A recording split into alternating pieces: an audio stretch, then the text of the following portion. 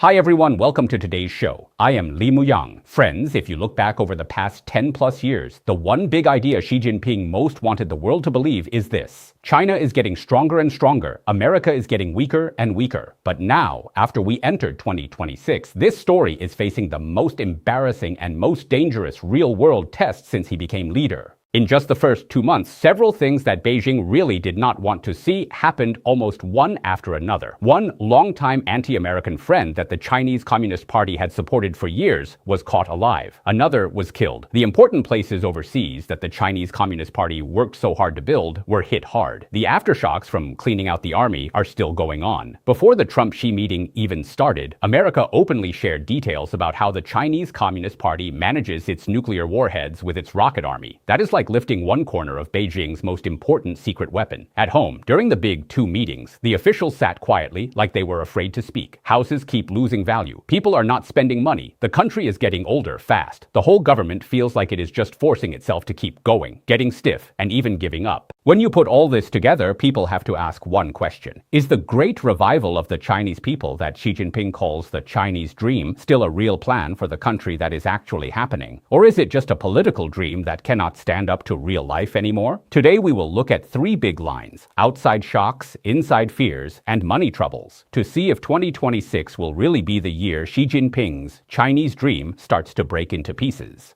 Since he took power in 2012, Xi Jinping has kept waving the Chinese dream flag again and again. He made it sound like a big, unstoppable history. The Chinese people will become great again. China will stand in the middle of the world stage, and the East rises while the West falls. This dream is not just words for people at home. It is the main plan that controls all inside and outside policies. Inside the country, it tells everyone to follow strong country, strong army, and one leader controls everything. Outside, it tries to turn China into a new superpower that can fight America, change the rules of the world, and move all the power around the globe. To be simple, Xi Jinping's Chinese dream stands on 4 legs. First leg, push out to other countries. Build the Belt and Road, the Shanghai Group, the BRICS Group, and spread ports, oil, roads, and resource networks all over the global south to make the Chinese Communist Party look big and strong there. Second leg, build up the army. Use the rocket army, navy, air force, big ships, missiles, flying drones, and air defense systems to scare the neighbors, scare America, and get ready for any move on Taiwan. Third leg, use strong anti-corruption and demand total loyalty to make one man, Xi Jinping, control all power in the party, government, and army. Fourth leg, and the one that cannot break, is money. Even if politics is very tight and hard, as long as the economy keeps growing, the dream still has life. The problem is, in 2026, these 4 legs are starting to shake at the same time. Let's look outside first. Right after the new year, Venezuela got in trouble. Their old leader, Maduro, the man called the Chinese Communist Party's Iron Friend,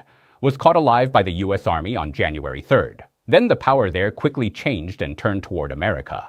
Venezuela was seen for a long time as one of the Chinese Communist Party's strongest anti-American partners in South America. The party had big money there, oil deals, and it was a symbol of picking the anti-American side. But when things changed fast, Beijing only talked. They did not do anything real to save their friend, save their business, or save their power there. This shows a hard truth. The anti-American friend group the Chinese Communist Party built for many years looks like iron buddies in good times. But when the real test comes, Beijing cannot even hold them up. Next, at the end of January, Panama's highest court canceled the contract for the important ports at both ends of the canal. Those ports were controlled by Li Ka-shing's company. This ended the fight over the canal ports that had lasted more than a year. On the outside, it looks like a business contract problem, but if you look bigger, it is part of Beijing's plan to use shipping ports and business centers to grab power around the world. Now, America has taken it apart piece by piece, so Beijing wanted to reach out to the world just by doing business. But others understood the game and started to break their board square by square. The biggest hit came from Iran. Iran is not just any friend. It matters to Beijing in at least 3 big ways. First, it is a key part of the anti-American team and a main actor in the Chinese Communist Party's story of a multi-power world. Second, it gives oil. China buys most of Iran's oil. That oil is an important piece in China's energy supply. Third, it is the example Beijing uses to show we have friends, we have a circle, we have power. But when Khamenei was killed in a US-Israel strike and Iran changed fast, Beijing's answer was very quiet and even awkward. The clearest sign was not what they said, but how important their action looked. After Khamenei died, Putin spoke right away and sent a quick message to the new leader. But Xi Jinping waited a long time and only sent the 6th-ranking deputy foreign minister to the Iranian embassy in Beijing to say sorry. That is much lower than when the leader of Laos died, Wang Yi went, and way lower than when Xi himself went to mourn the old leaders of Vietnam and Cuba. This little detail tells a lot. Beijing always shouts against big power control, against outside meddling, against strongman politics. But when their friend really gets hit and it is time to stand up and pay a price, the first thing they think about is, don't make Washington angry. Don't ruin Trump's visit to China. Don't mess up the US-China meeting. This is a huge difference. The Chinese Communist Party always tries to look like the natural leader of countries that are pushed around, the backbone of the global South, and the main fighter against American power. But the real picture is, when their friends get real attacks from America, Beijing has no power to send soldiers, no wish to pay the cost of fighting, and no courage to hurt their most important relationship with America just to help so-called allies. This hurts Xi Jinping's Chinese dream very badly. It shows Beijing cannot even protect the most important friends in its own circle. So how can it talk about changing the whole world order? The even more deadly part is still coming. If the outside hits mostly made the Chinese Communist Party lose face, then the real break in their secret power is what hits the inside of the Chinese dream. For many years, the Chinese Communist Party has told everyone, inside and outside,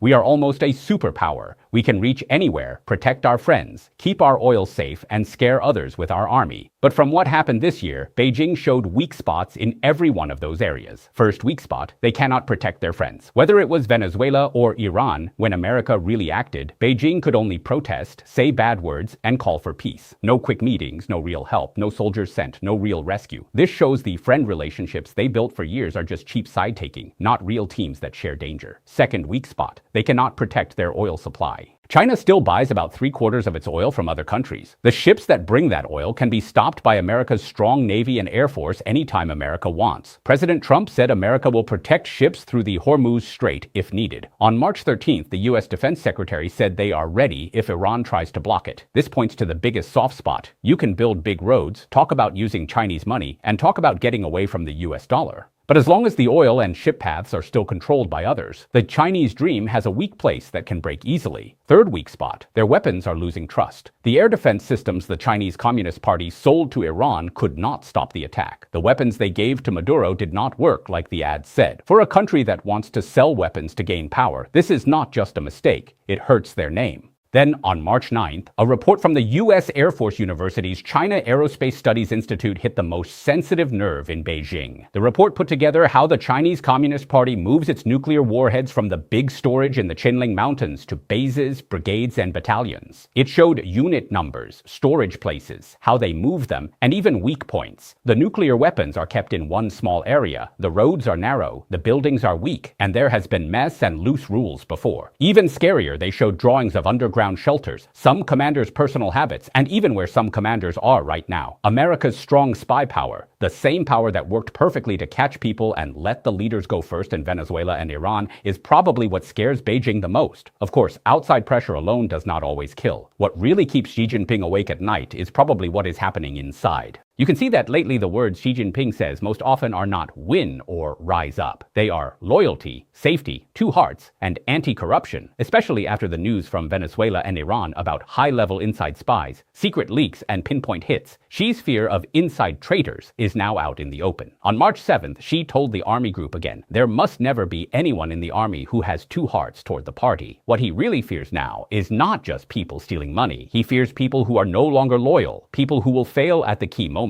or even turn against him. The big changes in top army leaders like Zhang Yuxia and Liu Zhenli make everyone more nervous. Xi has cleaned the army again and again to make it obey only him. But this created a bad circle. The more he fears betrayal, the more he cleans. The more he cleans, the more everyone in the army and government is scared for themselves. The more scared they are, the more the system gets stiff, slow, and full of people who just lie flat and do nothing. The more they stay quiet and lie flat, the more Xi thinks they are hiding bad plans. That is why this year's 2 meetings felt so dead. People in the hall were yawning, rubbing their eyes, and no one wanted to talk to reporters. The whole room felt lifeless. After the top fights became public, the safest thing for lower people is to say nothing. Make no mistakes. So the whole government became a place where 10,000 horses are silent. No one dares bring up real problems. No one dares tell the truth. No one wants to take responsibility. Everyone just waits for orders from above or simply lies flat to stay safe. This is also a deadly wound to the Chinese dream. A country that is really rising should not look like this inside. Today, China's government looks more and more like a machine running under high pressure but with no life. The wheels still turn, the slogans still shout, the papers still go out, but the real ability to fix problems, correct mistakes, and react fast is slowly dying. And in the end, everything comes back to the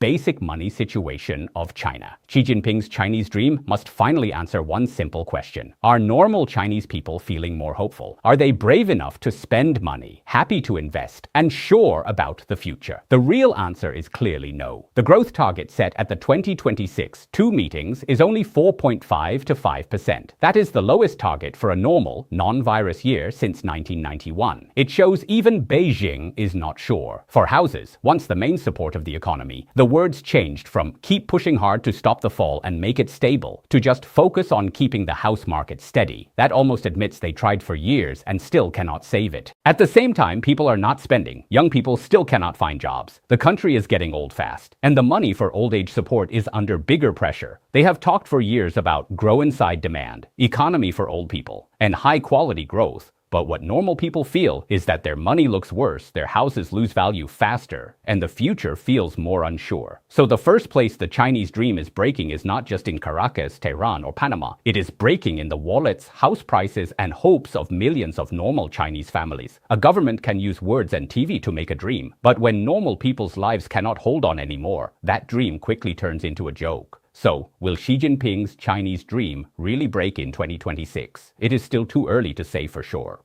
But we can at least say this. The dream is no longer as strong and unbreakable as before. It is now facing the biggest, most complete test of real life since Xi took power. When a government cannot protect its friends outside, cannot stop fear inside, cannot keep its own power steady, and cannot give normal people a good life, it is not getting closer to great revival. It is getting farther away. Welcome to share your thoughts in the comments. Don't forget to like, subscribe, and follow us for more clear analysis. See you next time.